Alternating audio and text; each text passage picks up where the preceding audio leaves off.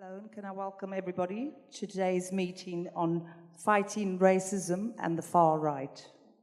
My name is Moira Samuels. I'm a teacher and a long-standing member of the Socialist Workers' Party. Our speaker today, Weyman Bennett, is the co-coordinator of UAF, as well as the co-coordinator of Stand Up to Racism. For people who've not been to these meetings before, Weyman will speak for about 30 minutes, and then we'll open the floor to discussion and contributions. There will be people coming up and down with slips. So if people do want to speak, can you raise your hand? And then you'll be given a slip with your question or your contribution. Welcome, Weyman.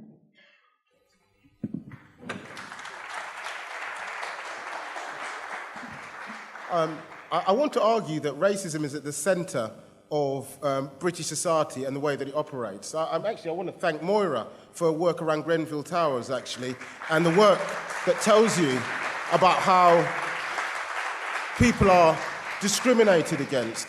But it comes to the idea of how racism works in society, that it's something which is structured and inbuilt.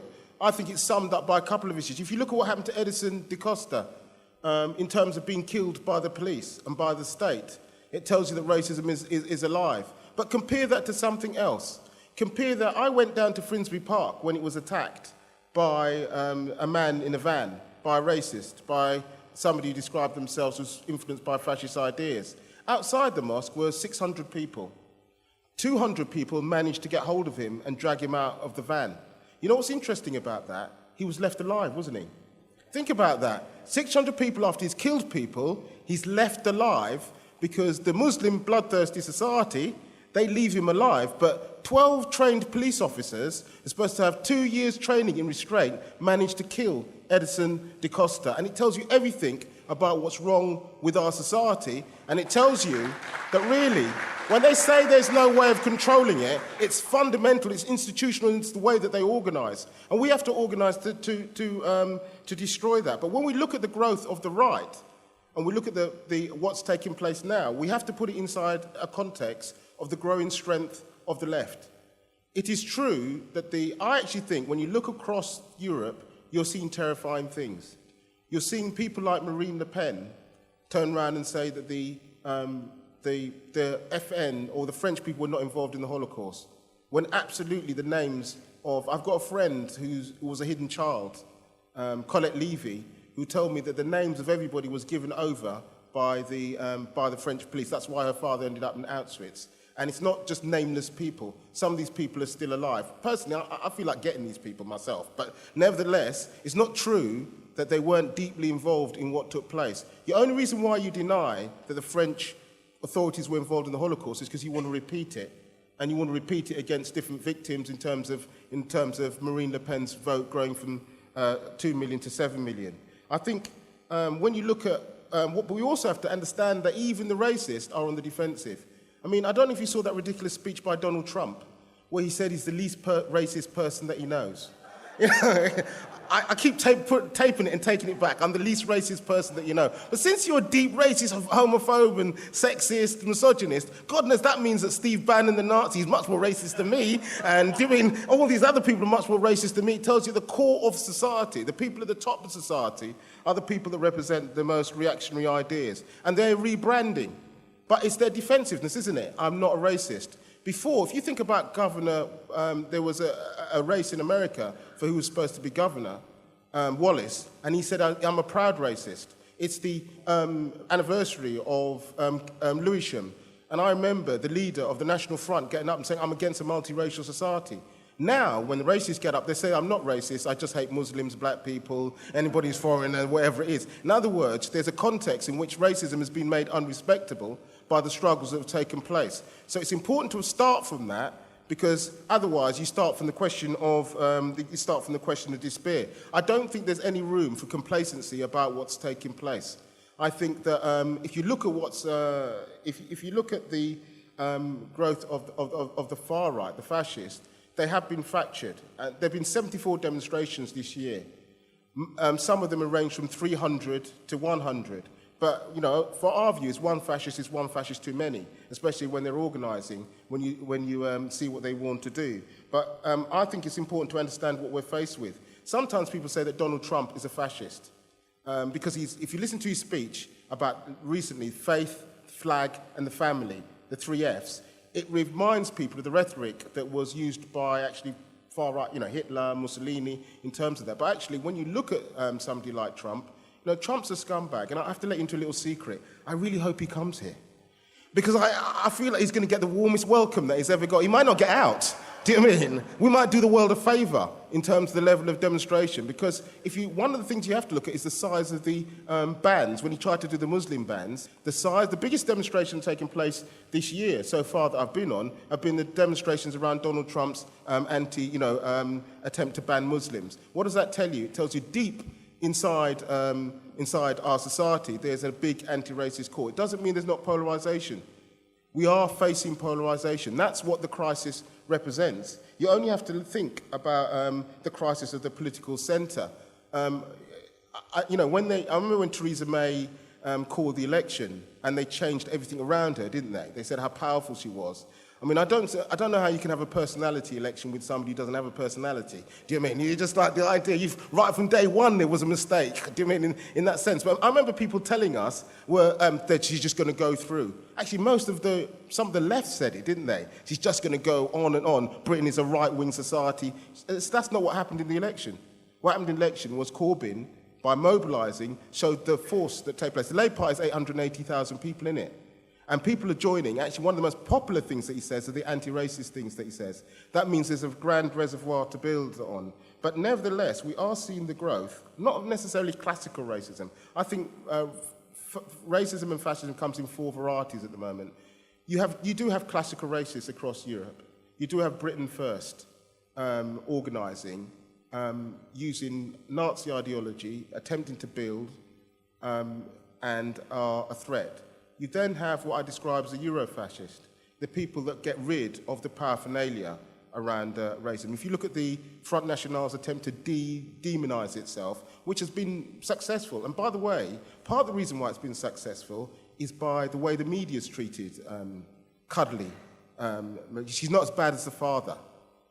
But actually, she's tactically different from the father, but she's a fascist.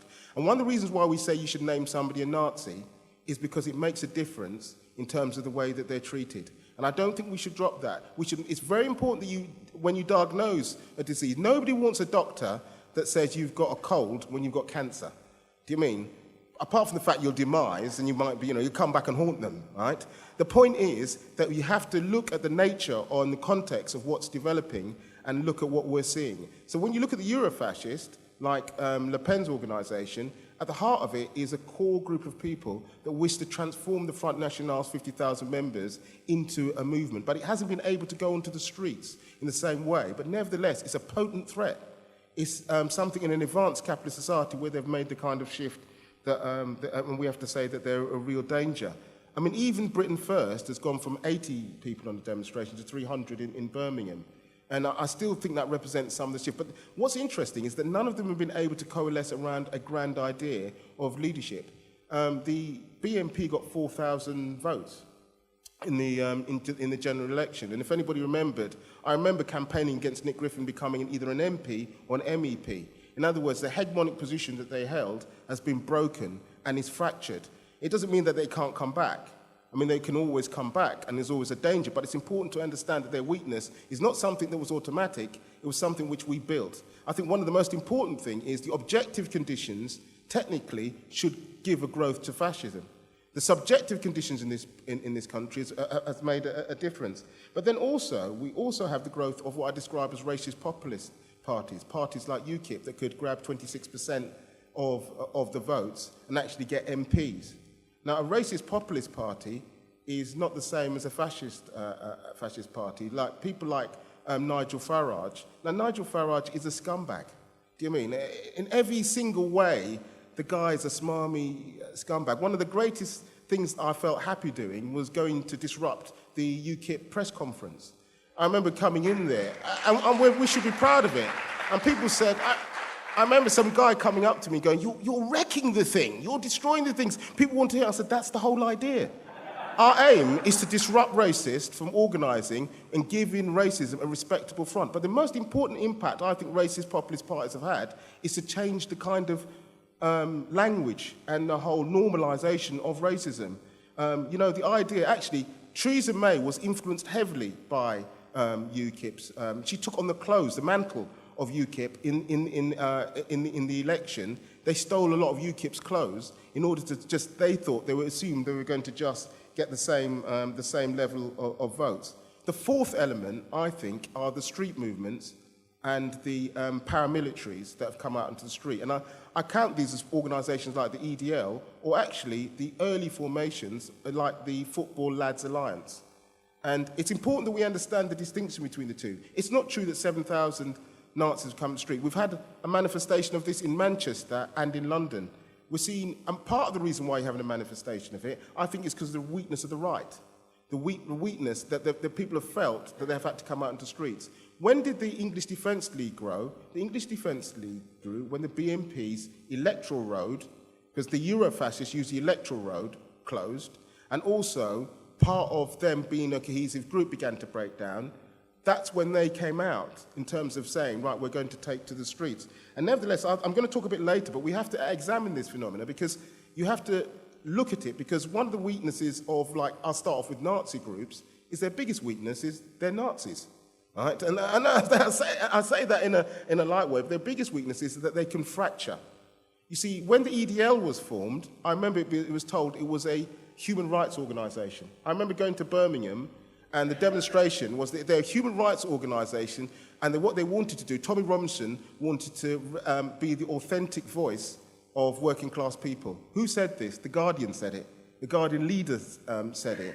And actually, by intervening inside the EDL, what we did was we exposed its core racist nature. And at the heart of it is a question of Islamophobia.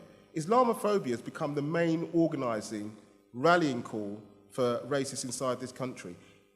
When you look at Islamophobia, I think Islamophobia has allowed the other racisms to increase. How do we know this? Because when people talk about the call around terrorism and the way that they've targeted Muslims, what's been the response? We need more police.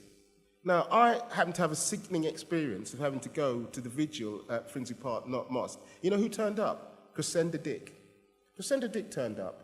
And I was told that, you know, she's turned up because she's worried about hate crime. Actually, Crescenda Dick is a person that had Charles de Mendes shot. Do you remember that? Charles de Mendes was shot under her, or she was in charge of that. The idea of 10,000 more armed police as the solution to the problems, actually, I think will feed into more people being shot, more people being arrested. But nevertheless, actually, some people, it was even echoed amongst parts of the Labour Party in terms of that's what's a real problem in society, in terms of what's going on. I think one of the things that we also have to remember that part of the instability of the system is also global. When you look at, there's 60 million people being displaced around the world. We have to remember the giant demonstrations for refugees and the support for Calais to show that there's a massive pool of resistance that can be built on if the fascists try to organise. Part of their weakness of what I call the hard right actually means that they're involved in individual terrorist attacks. One of the most well-known one is the murder of Joe Cox. Actually, when people talk about terror attacks, they seem to have forgotten that a serving MP, a woman, was shot in the head and stabbed by somebody who called out Britain first. It's actually, there was no speech by Theresa May saying enough is enough. We have to stop these people.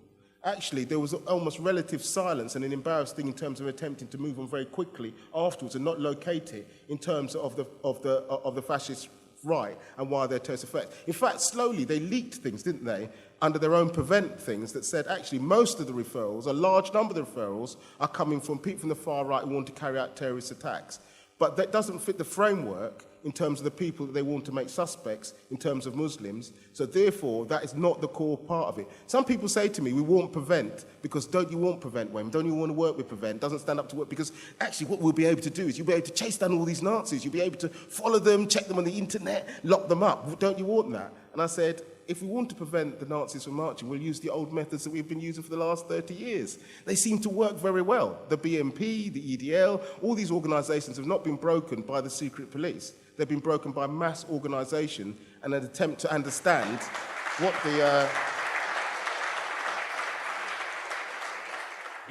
the Nazis are about. But I also want to return to a couple of things about where racism comes from and the distinction between fascism. Because one of the arguments seems to be that racism comes really just from general in society.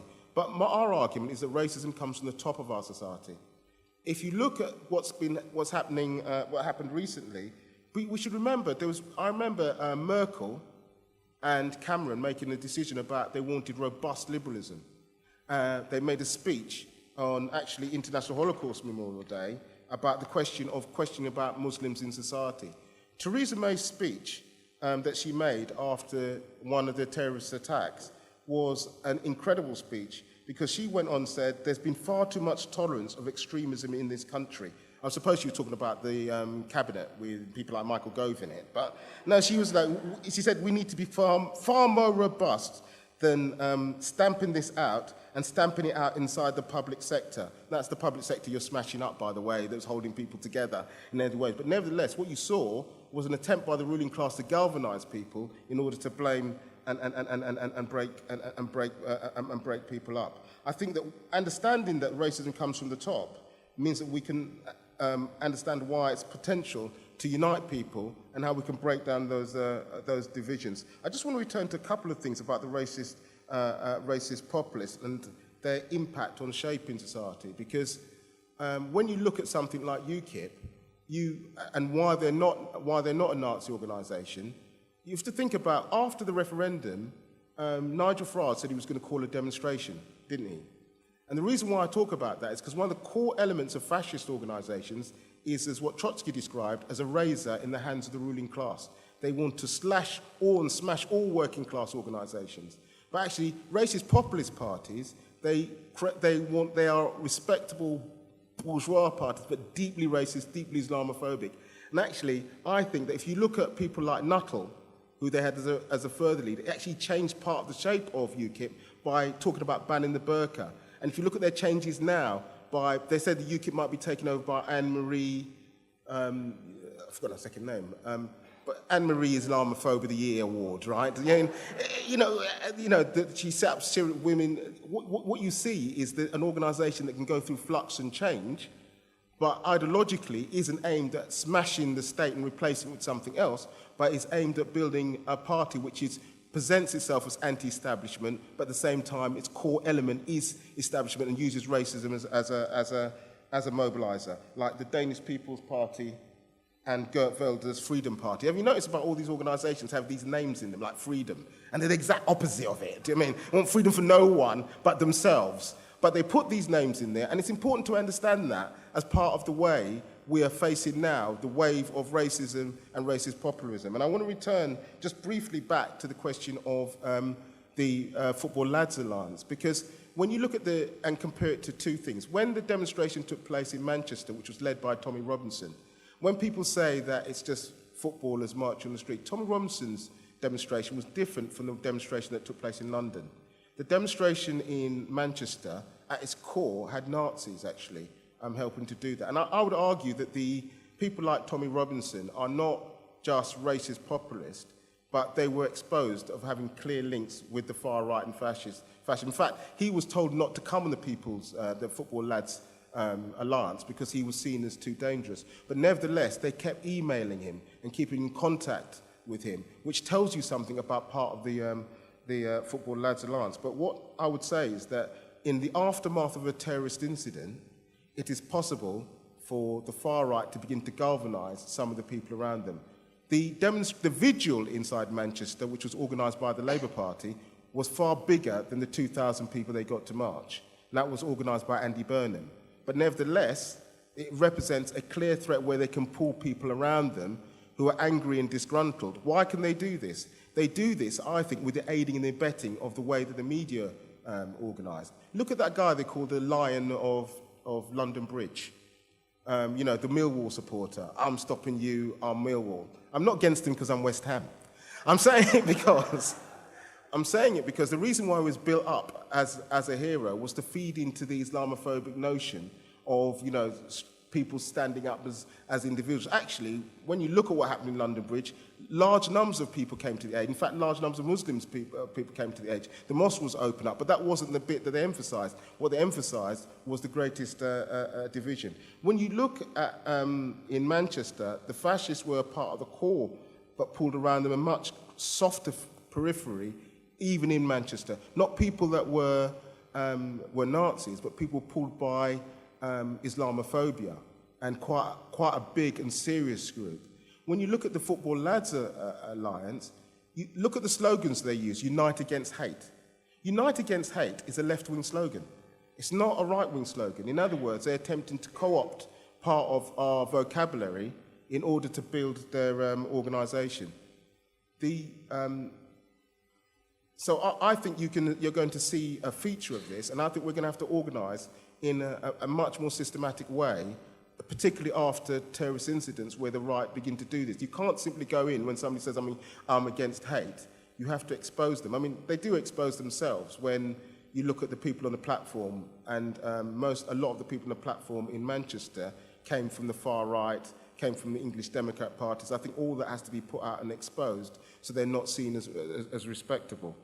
The Football Lads Alliance started, I think, it's very reminiscent of the early part of the EDL. One of the most organised sections of football hooliganism is the firms. And part of the reason why they're so organised is because they were targeted so hard by the police. They were put under heavy surveillance. If you so much as, there were banning orders. In fact, Mian has been banned, the person who leads the Football Alliance has been banned for 3 years from going to any football club because he was so deeply involved he was banned from foreign travel. But part of their organisation is very sophisticated because they've had to avoid the police in terms of their network. And the idea that they're automatically going to go to the right, I think we have to question that. My greatest joy of going to West Ham, apart from watching the game, was when I was growing up, when the ICF was attacked by the National Front. See, these groups can go either way. The leader of the ICF, there's a hooligan football group inside West Ham, which was called the ICF, the Intercity firm, which was a group of hooligans, and the National Front approached them to join them. But the National Front, the guy who was leading it, because Britain is a multiracial country, was a guy called Cass Pennant, who's black. They said, you can come, but he can't. But they were, he's West Ham, he's one of us. And they said, yeah, but he's black. Look at him. He's wrong group. You can't look at him. Yeah, but he stands with us. And in the end, they decided that they said, right, the leader of the National Front said he can't come. And they said, I tell you what, where are you from? And he said, I'm from Essex. And they went, why don't you F off back to Essex? Right? And it was a turning point in the terraces in which way it was going. I was getting ready to run, because I thought if these groups come together, that's the end of going to that game, because they were there. And in the end, they attacked the National Front. Why? Because the National Front attacked them. So they said to them, anytime we see you selling Bulldog outside the games, we're going to attack you. And they were much harder than us. Do you mean? And so they were able to do that. So the reason why I say this is that they can go either way. When you look at Lewisham, Millwall fans joined the people charging against National Front. There's nothing automatic to say that group will always automatically end up there, but it requires hard work. To break up the EDL, we had to work with the fanzines. You have to be able to get into the grounds. You have to use working class organisation in order to break through. And I think we're going to have to use 3 different methods. One method is the fact that I think that because society has become much more anti-racist, it's possible. Look at the show Racing the Red Card, Kit Racing Out of Football. These are formal groups, but nevertheless they represent a shift that's taken place inside football itself. And large numbers of football fans will resist what's taking place. We have to understand as well, when you call yourself the Lads Alliance, there's a problem, isn't there? They've missed out 50% of the population. Do you mean? Why the Lads Alliance? They keep saying they're safe. They're safe. Is it safe for Muslim women to go on walk across London Bridge when they're marching across? When you look at the rhetoric that was coming out of it, although they said that they were anti-racist, but part of it was, why would you have somebody speaking from the English Democrats if you're an anti-racist organisation? We're going to have to point out these fissures and break up these groups, because at the moment they've got 50,000 people on their Facebook and they're talking about marching on the 7th of October.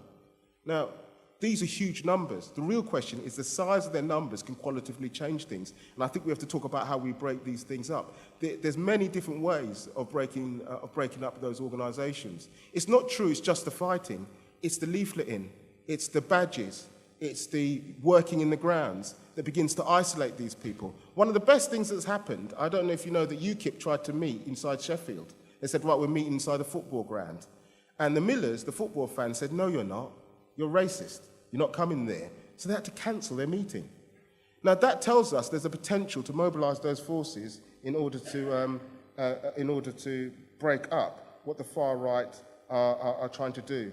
And that feeds into the whole question of what they want is respectability. The fascists want respectability. The far-right populists want respectability, and we've got to deny that to them. And you deny that to them by actively opposing them. It's not just by you have to have organisation that's taking place on the ground. I think we've been successful in doing that. And the contradictions within these own organisations can be brought to the forefront. You know, I know it's a short contradiction, but every season they beat each other up. You know, it's a very simple thing. They meet each other, agree to beat each other up. We might bring back that tradition just to help them come to a conclusion about what they're about, because actually their neutrality is based on something which they're against. In terms of their unity is very, very weak, and we need to break that up. That's what happened with the English Defence League. The northern part, the infidels, were much more violent than some of the other people that came along. Some of the football fans who were Islamophobic didn't want that. They didn't want to see that. But as soon as UAF called a demonstration, they're forced to come to the forefront, and because of that, it sickened even some of their softer elements, and it broke up their organisation. To break Nazi organisations, the key to it is to break the soft elements from the hard elements. The hard elements have to be smashed and broken, but you can't treat the Football Alliance as a Nazi organisation. It's a far-right, populist, Islamophobic organisation that needs to be broken up and changed, and we have to take a major part in doing that. I want to talk about why the United Front has been so central to that, because the objective conditions, as I've said, could have led to the growth of hardened. Imagine if there was an intact BNP now, when there was a terrorist attack. Imagine if they had 50,000 members. Imagine if it was the same as what was in France. You had a Marine Le Pen character that could come to the forefront. I think the whole of British politics would be different. I think the reaction of how people feel would change. Think about the strategy about the BNP when they did an electoral strategy, when they did their Red, White and Blue Festival, and we blocked them being able to come out and get in. That smashed the idea that they could be a cohesive group. You had to use different tactics according to them. The EDL demonstrations, we had to both use the tactic of demonstrating and bringing mass numbers in order to stop them. But early on, if you think about it, we stood in a lot of car parks until there were decisive battles where you chose where to stand. Walthamstow, the Tower Hamlets, there were not the majority of them, but you had to build up a mass argument about why the racists were wrong. Part of the subjective element is to argue that this is Islamophobia, this is racism, and we're against those divisions, and build on the strength that exists inside the working class in order to break them. That was also proven inside Rochdale, when the Nazis kept coming there and trying to exploit the crisis that existed inside society. The demonstrations, although small, pulled together a core of people that resisted and then actively tried to break them. In fact, one of my favourite things that happened inside Tower Hamlets is when the RMT shut the stations. The Nazis were on a train, and they said, right, they put all the Nazis on the train, and then 3 people shut down all the stations, and the Nazis were left on the train. See, I love the demonstrations. I love the mass movement. But what is that about? That's about class power. And I remember one of the people saying, why did you shut the station? Why did you threaten to shut down Liverpool Street? They said, I can't guarantee that my Muslim brothers and sisters will be safe if we let the EDL come and march in there. And actually for us, the question of class power and collective power is important. Why is it important? Because it's not true that you can't challenge and break racist ideas. People can change in the process of struggle. That's what we want to bring about. I think that when you look at the collapse of part of the vote of UKIP, part of that is the impact of Jeremy Corbyn pulling people about the anger and the competition towards a sense of a solution to that, of being able to change change of society. We have to embed anti-racism and anti-fascism as part of the anti-austerity movement in order to challenge and change things. We have to embed it in terms of a leadership part, in terms of how you begin to change society. Lenin said a very important thing. He said that you can stand out against oppression, argue for higher wages, argue for better conditions, but you become a revolutionary when you argue about somebody else being hit, or a Jew being attacked, or a school kid being denied basic education. I think, as well as fighting racism and oppression, we have to understand it's located in the way our society exists. That's the reason why racism goes up and down. That's the reason why its character changes according to the crisis that's taking place inside society. We can make a decisive difference within that. Not only can we make a decisive difference, we have made a difference. Not just here, but internationally. I was proud of the Austrian comrades that opposed what Hofer did. You know, when Hofer came out and they put up that leaflet, fuck Hofer, do you know what I mean? And then he put the leaflet up, how dare them? Do you know what I mean? It's important because what it tells you is the group's not huge, but the question of bringing people around and saying there's a potential of concentrating resistance makes a difference. And I think that's part of the role of a revolutionary party working together with other people to be able to change in order to be able to change our society. I think that when you look at the potential for the far right, yes, we live in dangerous times, but there's opportunities to break them down and challenge them into a situation where they're not that confident. I remember Nick Griffin crying in Barking, and they putting his coat up around him because they said they didn't want a picture of the Führer in tears because he'd been beaten and kicked out. That wasn't delivered by, that was delivered by the collective action of people mobilising to break up a Euro-fascist party. I remember Tommy Robinson joining us last year on our demonstration. I don't know if people knew this, but he joined us. But he didn't bring any of his mates along because the organisation, through hard work, had been broken down. Now, I'm not arguing that fascism or the far right can be broken. That would be complacent. What I'm talking about is the potential for organising those organisations. And central to that is what socialists can do. But central to the other thing is the question about a different type of society that you don't have those people, that it's not generated, the hate and the bitterness is broken down and destroyed. And that's part of the reason why I think we have to call for not just a fight against racism and fascism, but the conditions that grow it. It's shocking, actually, that after the Holocaust, we can talk about organisations that deny it existing almost in the lifetime of some of the people that are alive. And it's a warning to all of us that there's no room for complacency. What we have to do is have a continuous fight. But our view of this isn't to laugh or cry, but to organise and fight for both against those divisions, but for a better society. And I'll stop there.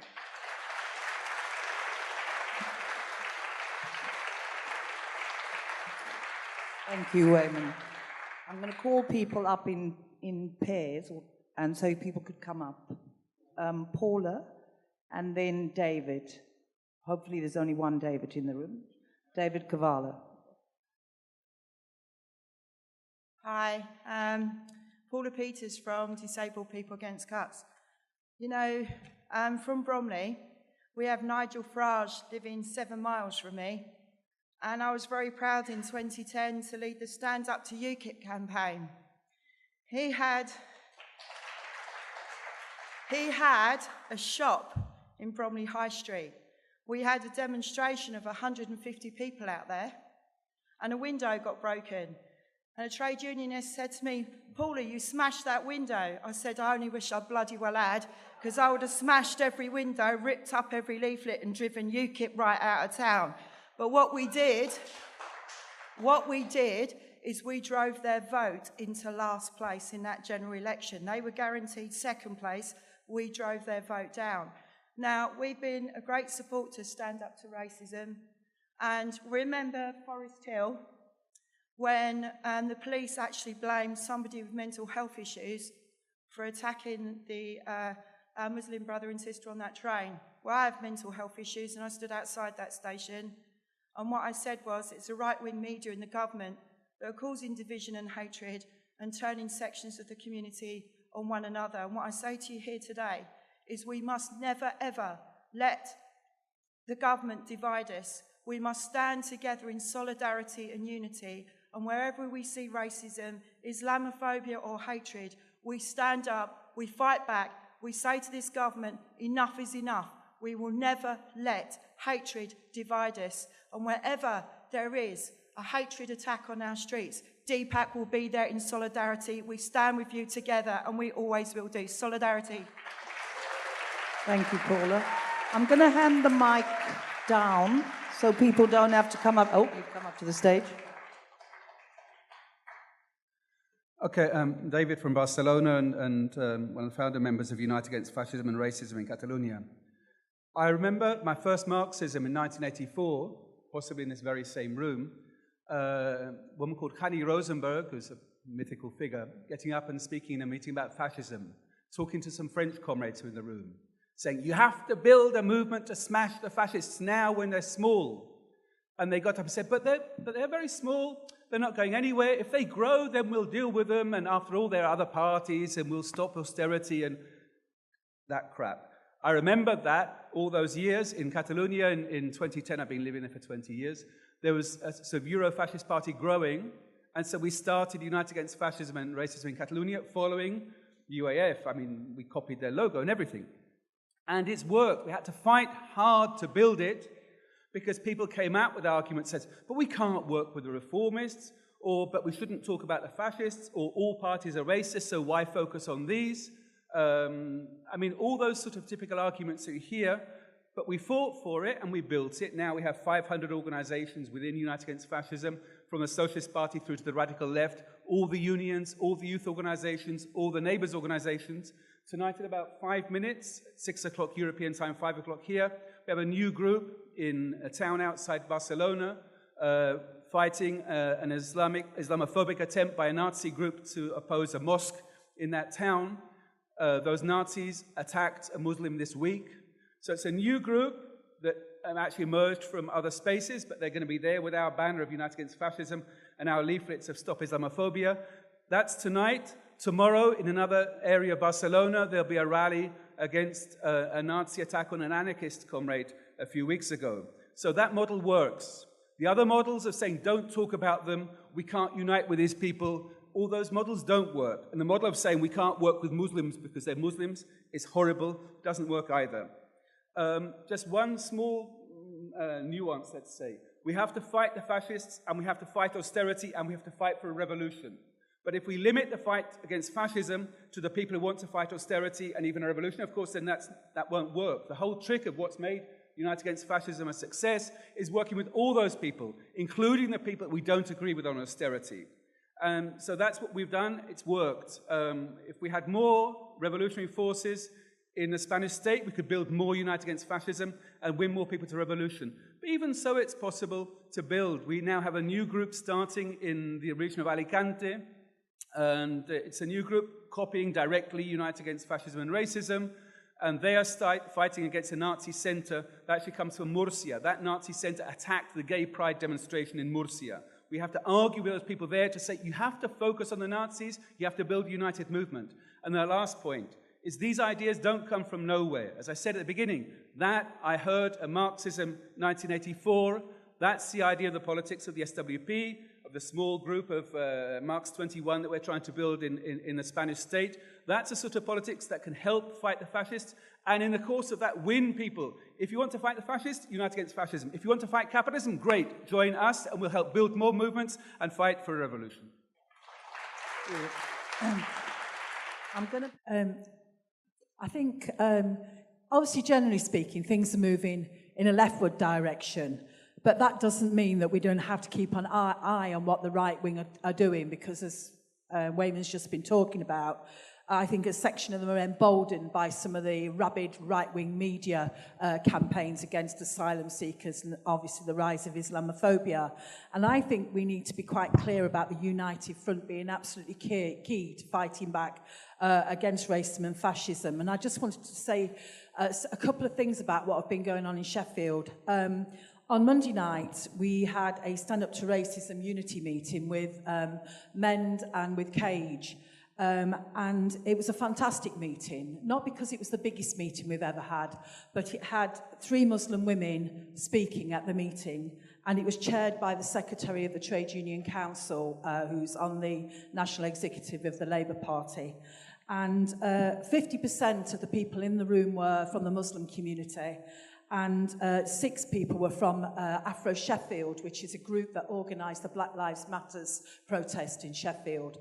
And it was really good because it was about people, a number of women quite frightened by some of the racist attacks that have been taking place. But actually, it was about them getting together and starting to organise. And at that meeting, we agreed that we would organise meetings inside the local communities as well to make sure that we all stand in solidarity again. And the Secretary of the Trades Council said that he would make sure that all of the unions took the question of stand up to racism much more seriously. And what I want to say was that we are building up a layer of women who are starting to stand up and fight back, who are starting to speak in public, and a whole number of rallies that we've had in Sheffield, nearly every one of them have had Muslim women speaking on it. And one of the biggest ones quite recently was a 600 strong one called By the Muslim Community around the Manchester, London and Finsbury Park. And a section of them want to apologise for what has happened. It's almost like, we're sorry for what's happened. But ourselves and the Muslim women who are around us, we got up and said, we're making no apologies. We stand with the victims, but actually let's look at the causes. This is about this country's foreign policy. It's about Iran, Iraq, Afghanistan, and all those things. And we also said that more legislation is not going to help, that they knew who the people were who perpetuated these crimes, but they would sooner go round and attack people under the prevent legislation, picking up kids inside a school. And I'll tell you, the impact of those speeches just shifted that vigil, because beforehand it was like, oh, we're proud to be British. And we just completely shifted it. And I think that's quite important. And that is about the United Front. And I think in terms of the Football Lads Alliance, we need to leaflet the football grounds. In Sheffield, we have a group called Football Unites, Racism Divides. It's where we hold a number of our meetings. We need to get them more involved in leafleting the football matches, because I believe that there are tons of people inside the football matches who will stand alongside us and make sure that we stop the rise of the racists. Thank you. Okay, hi. Claire Chandler, Waltham Forest SWP and Waltham Forest UAF. I want to talk about these new groups that are appearing, what we might call these false flag organisations that have ostensibly these lists of really good, groovy, cool aims and objectives. As Weyman said, unite against hate. It sounds like that any reasonable, decent human being should get behind, and it's not until you start scratching the surface that you actually see what's underneath. Now, we need to be very, very careful how we deal with this, because if we just go in there mob-handed, there's nothing that's going to galvanise one group of people together more quickly than violent opposition or a perceived violent opposition from another group coming at them. So we need to get the innocents out of there by undermining the fascists and the people who have got really filthy pedigree behind them. We need to undermine them, which is what Weyman's already talked about. But the way we need to do this, we need to be so careful that we do this with a class-based approach, and we shouldn't, and we absolutely must do our best to make sure nobody else does, is adopt a preachy, middle-class, moralistic tone, because again, there's nothing more guaranteed to galvanise someone towards a cause is someone telling them that they're stupid. People are not. A lot of people have gone to these groups with the best of intentions. We need to get those out. There's a layer of people who are in the middle who could go either way. We've got to do our best to get them out in a different way. We need to not just create a new movement that we've then got to find another way of dealing with. Thank you.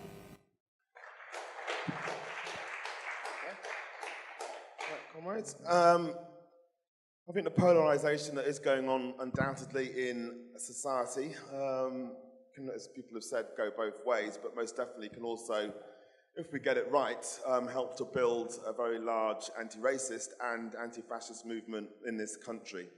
I think all of us in this room probably know from our own personal experience, everyone comes to revolutionary politics on different routes, but certainly racism is one of the key movers for people, I think, and fighting fascism.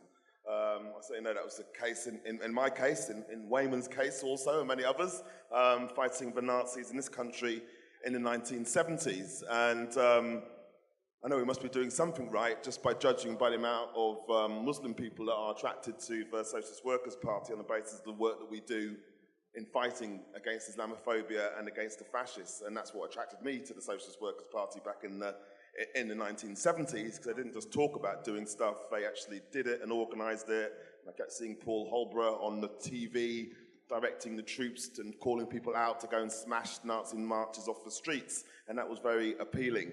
And I think that we're in a much, much stronger position than we were in the 1970s. If you look at the position of young people in this country who are overwhelmingly anti-racist.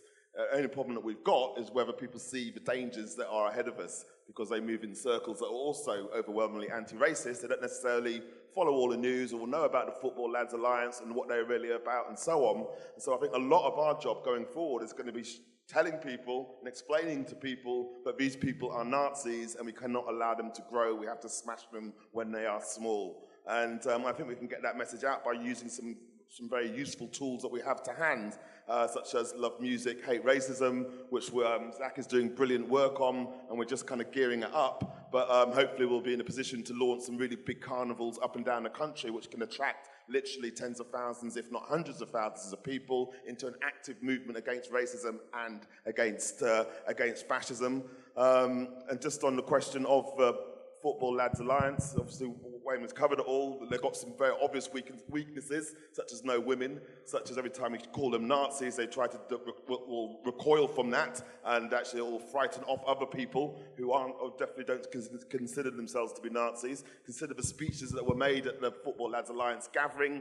They weren't just against Muslims, they were against women. They were attacks on feminism, as well as attacks on the Socialist Workers' Party, which is all sum up, good. Please, comrade? And finally, the question of, again, going back to the 70s, we went to make big inroads into football in the 70s. People like Brian Clough, who was one of the biggest football managers of the day. He was also a socialist. He joined the Anti-Nazi League and many others. And today, there are a hell of a lot more black people in football and Muslim people in football. A lot of these supporters don't know that they've got Muslims in their team, so they just can't work it out. Ali, for example, who plays for, fuck off, Nazi bloody fly. Anyway, yeah, so we need to start doing some work in football to get the football players to start raising their heads above the parapet and start coming out openly against the racists and against the fascists. If we do that, we can get hundreds of thousands of people onto our side and split the Football Lads Alliance. Thank you, comrade. I'm going to call 4 people. Please, comrades, can I ask you to stick to 2 minutes because we will run out of time. Petros, followed by Naylor, followed by Max, and then Hector Sierra. Okay, I'm coming from Greece. I'm a member of Second Kerfa. The most important thing is why we fight against the racism and fascism in this period. It's because of the crisis, the economic crisis, because of the political crisis. The fascists are a real threat. So you have to stop them. You have to fight in a united front against them and really to close and leave the possibility for the workers' resistance to move to the left and open a different way. That's why socialists should be in the front of this struggle. And we should do it in the united front. I'm coming from Greece. We have a Syriza government. This is a left government. Some people could imagine that this could be the end of the story, but it is not the end of the story. We know that Syriza supported the agreement between the European Union and Turkey, which means closing the border, opening detention centers, and cancelling the right for asylum seekers, and also putting the refugees in camps outside the cities. We have to fight against this thing. It's not the end of the road when you have a left government in the office. And the second is how you fight against the fascists. We have to use the united front that exists, which is the trade unions. When you use the trade unions, we can really stop the fascists. And I will give very quickly 2 examples. One is how we stop the Nazis going to the TV. We ask for the parliament to take a stand. We ask for the ministry to take a stand. Finally, the trade union of the public journalists, they decided whenever the administration of the company decided to give them the speech to strike. So that was the way. Then the Nazis, they came against the union, they went to the court, and the Nazis, they lost it. They lost even in the court that we have the right to stop them. And the second, how we fight the racism with the refugees, with the migrants. There was a factory in Greece that the boss hit a migrant worker. What happened? The workers there, they went on strike. They didn't have a union. We supported them. They strike for 19 days. Then the boss was forced to sign an agreement by saying, we recognize the union there. I remember you again, we have a left government. The only intervention they had was to call the two sides to negotiate. And we are in a period where in Greece we don't have the right for collective bargaining. For us, it's very important to fight against racism, to fight against fascism, but this means that we have to use the power of the trade unions. This is the United Front that we have, to smash them. And Golden Dawn was the biggest threat in Europe, I would say. They're on trial for 2 years. They cannot organize the attacks, and when they come now attacking, everybody knows that they are Nazis and they have to stop them.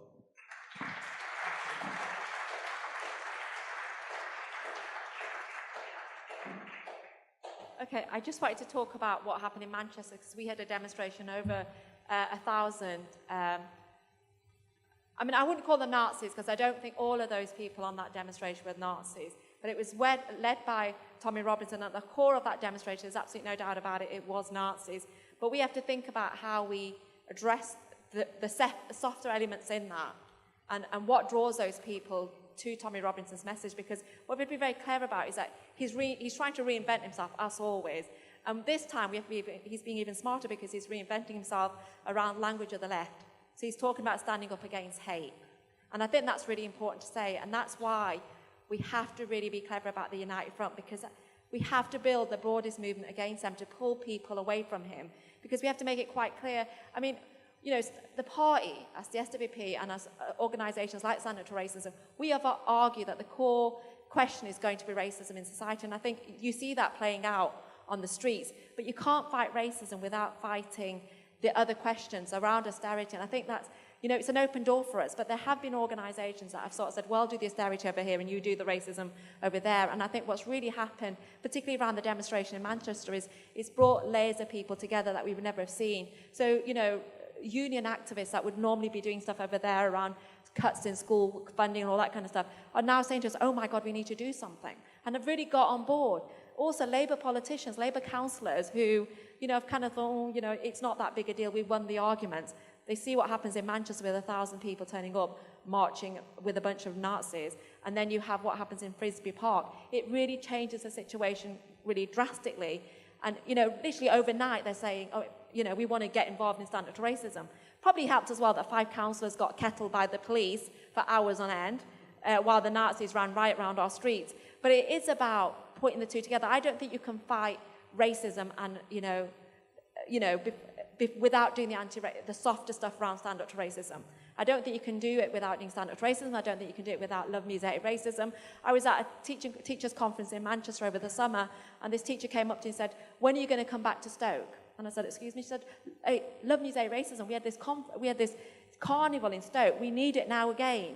Those are the things that people remember, and I think we have to do both. We have to be on the streets building, you know, the UAF, but also the softer elements, because it's that softer racism, the Islamophobia, which is, you know, oh, it's not racist. You know, it's not racist. We're just talking about someone's culture, or, you know, or liberating women. I don't know which it is that they use. But that's the softer element that they think is acceptable. And it is acceptable because every mainstream press, every politician uses that. And you can't really turn around to the Tories and say, you're Nazis. They're not Nazis. They're not fascists. So we have to use Stand Up to Racism to smash that softer layer from them.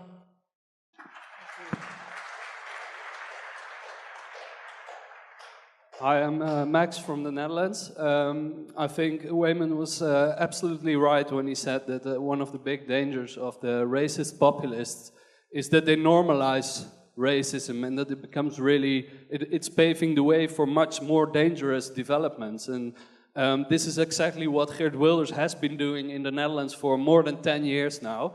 And as you might know, we had elections earlier this year. And while the media and politicians all across Europe were really relieved that Geert Wilders didn't make his big breakthrough, it was actually a very bad development that that was there.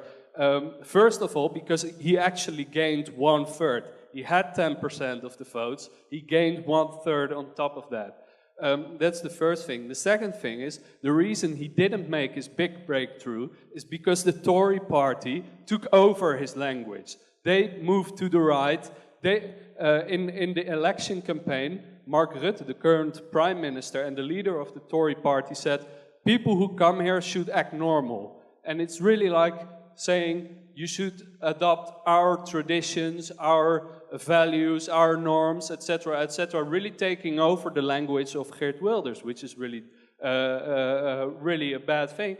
And on top of that, another party to the right of Geert Wilders' Freedom Party entered parliament. And while Geert Wilders and his so-called Freedom Party are racist populists, this new party called Forum for Democracy, another example of organizations using names they should not use, Forum for Democracy, now entered parliament with 3 seats, and these guys are fascists. These guys are organizing, they're gaining members. Geert Wilders and his Freedom Party don't have members. They have 1 member, it's Geert Wilders. The rest of them are just puppets. The Forum for Democracy has members, is organizing demonstrations, etc., etc. And it's really dangerous.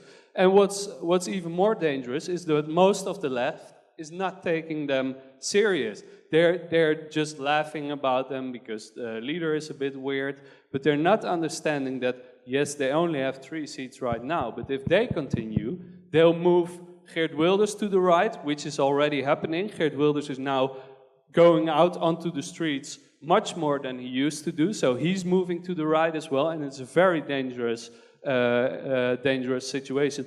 And the only good thing about this whole situation is that because minorities have been attacked so much, we see now that they start to fight back, and we have actually been able to, outside of the political parties, yes, Osama, outside of the political parties, we have been able to build a movement and to start confronting these racists and the fascists. Thank you. Can you keep it short, please? And the last speaker will be Phil Turner after that. There is no doubt that Islamophobia is the rallying cry of fascism today, both in Britain and in Europe. But I want to draw attention to the rising attacks on EU migrants here in Britain in the last few years, which is commonly founded in language rather than race. Now, Theresa May or UKIP are not fascist, but by continuously scapegoating migrants and refugees, they pave the way for fascists to make gains. By the same token, only a platform like Unite Against Fascism can beat and smash the fascist. But at the same time, the work done by Stand Up to Racism is being key to taking all the anti-racist arguments to workplaces, schools, football stadiums, and so on. And in doing so, it has reduced the space for the fascists to make gains, really. Think about the fact that a few weeks ago, Theresa May made some guarantees that EU migrants that had been living here for longer than 5 years might be able to remain in the country with some rights and so on. While some months ago, she would refuse to do so. That shows you that the pressure we have exerted on her is working, especially now because she's much weaker than she was a month ago. But I think it truly shows that we can fight for the rights of every single migrant in this country, both EU migrants and non-EU migrants, and we can win. Thank you. Bill? Yeah, I want to talk about the victory in Rotherham that Weyman referred to. Last Saturday, Anne-Marie Waters, the would-be UKIP leadership challenger, who, if you remember, founded Pegida. She's really a fascist, and half the UKIP, the MEP and the council, one of the councillors, opposed her. But she tried to meet at the football stadium at Rotherham United, and fans, Millers fans, the football fans, organised a protest calling themselves Millers Against Racism and Islamophobia.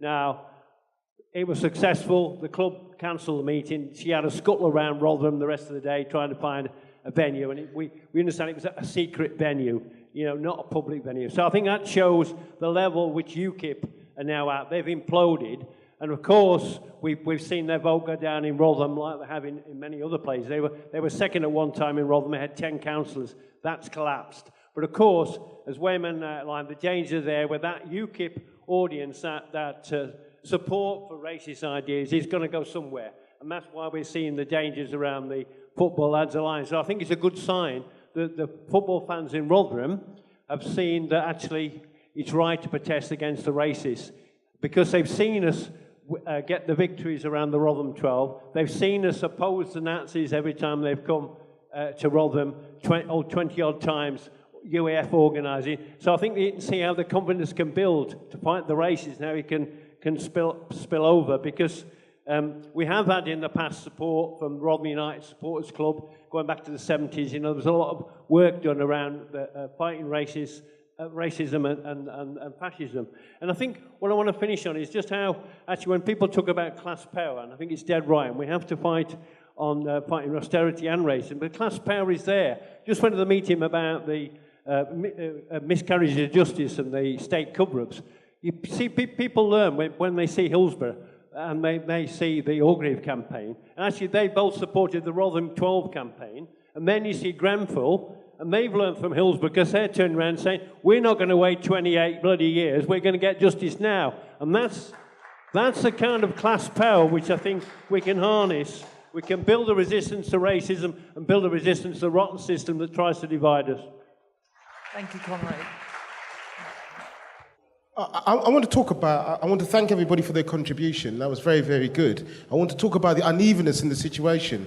And what I mean by that was, in Manchester, there was a demonstration by the racists, which had 1,000 to 2,000 people. And the week before, in the same region, there was a demonstration in Liverpool in which 50 Nazis turned out, and it seemed like most of Liverpool turned out to chase them away. And it was an amazing demonstration.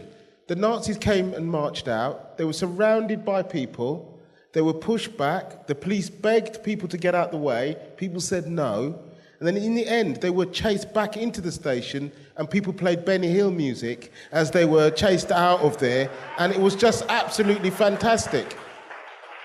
But a week later, you have 2,000 people organising in Manchester and actually you could easily, I thought, well, if you look at all the demonstrations, that's what's going on. I think the complexity at the moment is it's very difficult to predict which of these demonstrations they can potentially get a breakthrough. And part of that means there's an importance of organising now that you have the resources around you. If you haven't got to stand up to racism, or you haven't got a UAF, when these people come, it's going to be difficult to form that quite quickly. That's what we learned from the lessons of Manchester, and actually the preparation. If the Football Lads Alliance goes ahead in October, they're not sure where they're going to march. One of them want to march into Parliament. The other one wants to march to East London. Now, I reckon that's a battle between those people who want to go back to East London Mosque and down to Cable Street, their old tradition, and other people who go, why are we going there? Do you mean, isn't the seat of Parliament where May is? There's a battle going in and amongst all those other people. What matters is the sheer size of them in terms of their organisation. We have to break that up before it gets there. There's a famous thing in the Russian Revolution where the White Army goes to attack Petrograd, but before they get there, they're broken up, and there's only a small rump that actually gets there.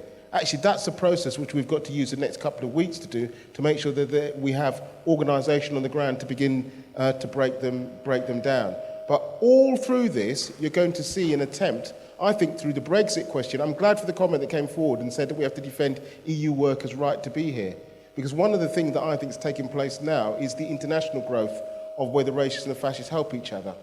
It's not an accident that Nigel Farage said, if you notice, he quietly endorsed Le Pen in the election. And I'm talking about that cross-fertilisation is part of the process of where they begin to grow and actually try to get people's ideas on their side. The only way to counter that is to have a mass anti-racist movement and also a core united front movement. Now, we are aided by this. In Finsbury Park, when Stand Up to Racism called a vigil, which is a very good vigil supported by the trade unionists, Jeremy Corbyn attended and actually said, I support, and he also spoke at our conference. And by the way, the conference is very important in October. I don't know, sometimes I think Will May last till October. A secret thing, comrade, I hope she lasts as long as possible, because it seems that the longer she lasts, the bigger the left grows in terms of being able to expose her. And we're going to need it, because it's very important that Jeremy gets in, but all these people who are trying to organise a right are waiting, aren't they? They're waiting for the question, is there going to be an answer to the crisis that feeds them and also feeds the left? I think we have to prepare for both situations, because the break in this country could come from either side in terms of what's going on. But if you ask me, Trotsky said that if you look at, we want to analyse fascism, you have to put a ball on top of a pyramid and ask which way is it rolling. The ball is rolling towards the left. The left get the first bite of the cherry. I think it was important at Unison Conference that they held a gig there in which showed the dominance of for Stand Up to Racism, which people gave £3,000 to. But more importantly, people who in the executive turned around and said it's the best thing they'd been to for many years. It wasn't just the demonstration, it was also about shaping the ideas and about developing the movement. I think it's very important that that is industrialised and built, because that's where the numbers are going to come from in terms of in order to support us and build. I don't think we've seen necessarily the end of UKIP. I think they can metamorphise into something else. But I tell you what we have got, we've got a tremendous tradition. I mean, tradition doesn't stop things, but tradition gives you the confidence about how you can actually break them. Personally, I was at Wood Green as a kid. I was 12 or 13 years old, and I hadn't read Lenin or Trotsky.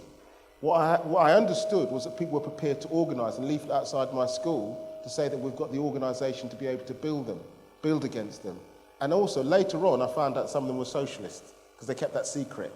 But the starting point was, are you prepared to unite with people on a point of principle against those people to divide us? I think this is huge.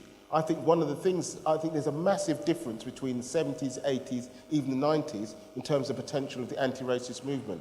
And we're going to need it, because I think the Achilles heel of the austerity movement, if you think about it, is the question over racism. To be honest, Jeremy Corbyn is brilliant that he spoke, but he also, to a certain extent, gave in about the freedom of movement. Also gave in over the question of the police and the various things that are taking place. It's important that we're able to argue about all these questions, but I also want to end up on, in this. The right are constantly changing. They call themselves alt-right. They're building their reach. The threat, I think the chance for the left is, can we build an alternative, not just to the racism that they're trying to build and break up the core fascist organisation?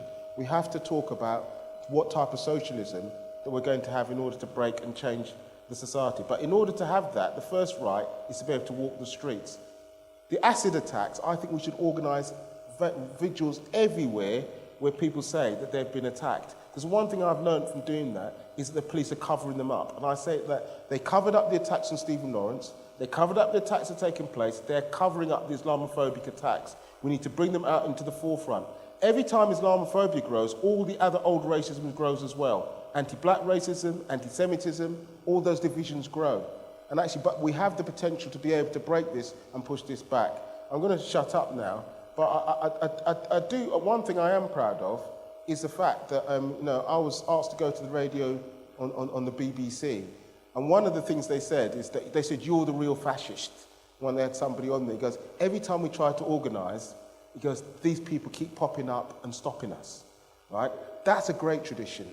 We're going to keep popping up and stopping them, but the problem is I'm getting tired of popping up and stopping them. I'd like to pop up and stop the system that produces them as well, and I think that's part of the process that we've got to get involved in. Thank you. I'll stop there.